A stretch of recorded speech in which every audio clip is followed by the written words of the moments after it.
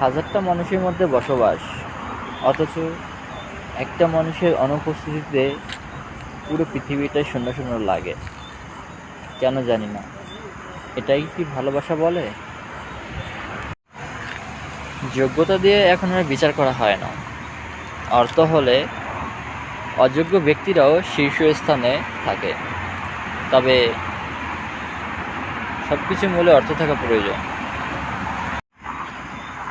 আমার কাছে সেরা মানুষ তারাই, যাদের মাঝে অহংকার করার মতো অনেক যোগ্যতা থাকা সত্ত্বেও অহংকারের ছিটে ফোটাটুকু তাদের মধ্যে নেই।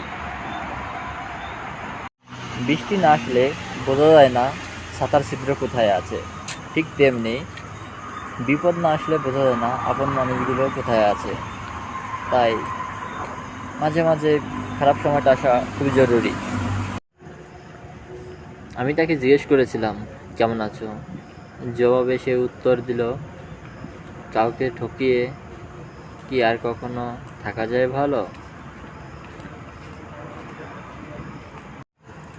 রাগ এবং ঝড় দুটোই একই রকম। থেমে যাওয়ার পরে বোঝা যায় কতটা ক্ষতি হয়েছে। সেটা শেষের দিকটাতে বোঝা যায়। কারো খারাপ সময় এলে তাকে আঘাত দিও না, পারলে সাহায্য করো।